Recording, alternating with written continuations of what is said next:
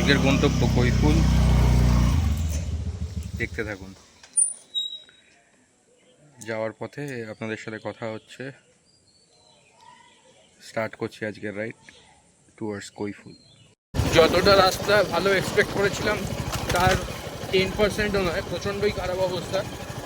আমি আমার পূর্ব অভিজ্ঞতা থেকে বলছি, এই রাস্তাটা প্রচণ্ডই ভালো ছিল। আমি যখন এই রাস্তা দিয়ে অফিস যেতাম, রাজারহাট নিউটাউন যাওয়ার জন্য এই রাস্তাটাই ব্যবহার করতাম। তো সেই সময় গত 1.5-2 বছর আগেও রাস্তাটা ভালো ছিল, এমনকি 6 মাস আগেও আমার দেখা রাস্তাটার অবস্থা, কন্ডিশন এতটা খারাপ না হলেও ভালো ছিল।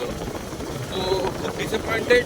এবার দেখি কৈফুলে গিয়ে ডিসঅ্যাপয়েন্টেড হই না, কোনো পজিটিভ ভাইব আসে। তো আপাতত তো ভালো লাগছে, কিন্তু খারাপ লাগার একটাই দিক, সেটা হচ্ছে রাস্তাটা। এখনও অবধি রাস্তাটা একটুও ভালো পাইনি। আশা করবো কৈফুলের ওদিকের রাস্তাটা ভালো এবং আরামদায়ক হতে চলে। আর আমার সাথে আমার ওয়াইফ আছে, ওর নাম ডেজি। এবার যা বলার ও বলবে তোমাদের। যাই হোক, আমি কি বলবো, ফার্স্ট স্টার্ট করছি, তাই আমি এই কথাটুকুই বলতে পারি যে এখন আমাদের আপাতত গোপ্রো কেনা হয়নি, আর গোপ্রো মাইকও কেনা হয়নি বলে আমাদের মোবাইলেই করতে হচ্ছে শ্যুটটা। তো সেই কারণেই আমাদের অডিওর যদি কোনো প্রবলেম হয়ে থাকে তাহলে আপনাদের কাছ থেকে ক্ষমা চেয়ে নিচ্ছি ফার্স্টেই। তো আরেকটা কথাও বলি যে ঘুরতে যেতে কার না ভালো লাগে, সবারই ভালো লাগে, আমাদেরও ভালো লাগছে। আমিও বিয়ে হয়ে এখানে 2 বছর হলো এসেছি, কিন্তু 2 বছর আগে যখন আমার হাজব্যান্ড এখান দিয়ে নিয়ে গেছিলো, আমি ভাবতে পারিনি 2 বছরের মধ্যে রাস্তার এই হাল হয়ে যাবে।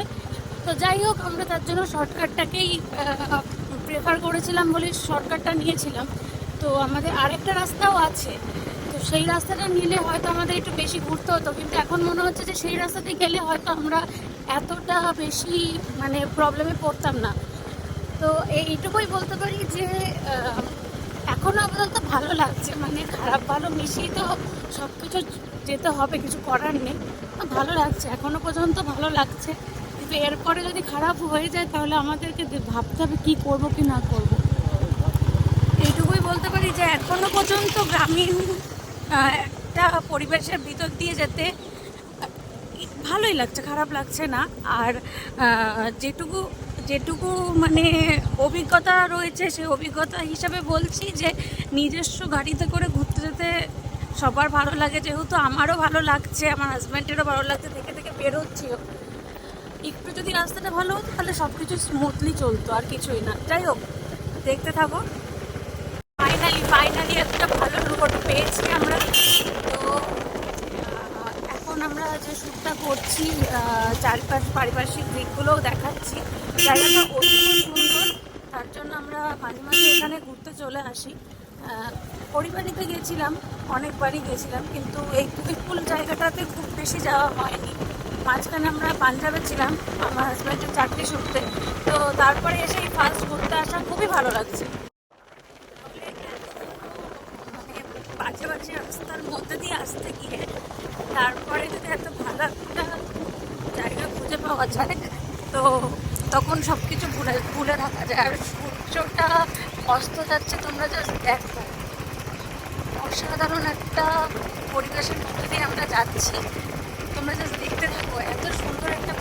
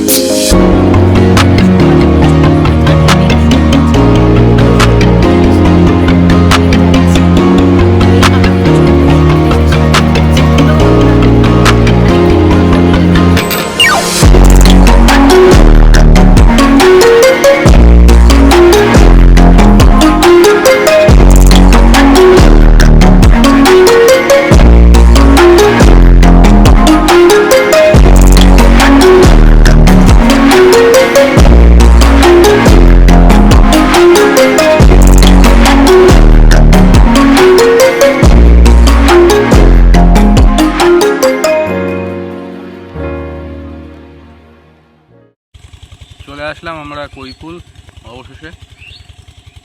বাধা অতিক্রম বলতে রাস্তার অবস্থা শোচনীয়, তো সেই তথাকথিত বাধাটাকেই অতিক্রম করে আসলাম। সঙ্গে এসছে ওয়াইফ ডেইজি, আর ক্যামেরা করছে আমার ভাই জিৎ। কিছুটা সময় কাটাবো, কিছুক্ষণ কাটাবো, চেষ্টা করব সন্ধে হওয়ার আগেই বাড়ির উদ্দেশ্যে রওনা দেওয়ার জন্য। তার আগে অবশ্যই হ্যাঁ, হরিবাড়ি কৈফুল মানেই চা, একটা এখানে আসে সবাই সময় কাটানোর, সাথে চা, অবশ্যই চা পান করব। আর বাড়ির উদ্দেশ্যে রওনা দেওয়ার কথা ভাবলে ওই বিভীষিকার কথাটা মনে পড়ছে, রাস্তার যা অবস্থা। তো চেষ্টা করব অন্য রাস্তা দিয়ে যাওয়ার। আর জায়গাটা আমার খুবই ভালো লাগে, তোমাদের দেখাচ্ছি, ঘুরিয়ে চতুর্দিকটা দেখাচ্ছি। ওদিকটা দেখো কতটা সুন্দর গাছপালা দিয়ে ঘেরা। তারপরে প্রচুর কাপল দেখতে পাবে এখানে আসলে, এটা খুব লক্ষণীয় বিষয়। আর সৌন্দর্যটা ভাষায় প্রকাশ করার মতো না, আমার খুব ভালো লাগে জায়গাটা। কাছাকাছির মধ্যে ভালো লাগার জায়গা বলতে একটা অন্যতম জায়গা হিসাবে আমি দেখি কৈফুল হরিবাড়ি। ভালো লাগে, আমার ভালো লাগে। তোমার কেমন লাগে? মন শান্ত করার পরিবেশ, এটার কোনো ভাষা নেই। যাই হোক, আর যে ক্যামেরার পিছনে রয়েছে তাকে একবার দেখানোটা উচিত মনে হচ্ছে আমার।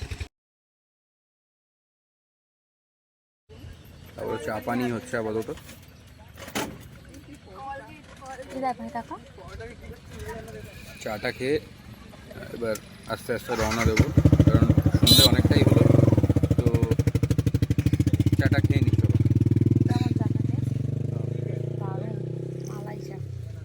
ভালো লাগছে, বেশ ভালো লাগছে।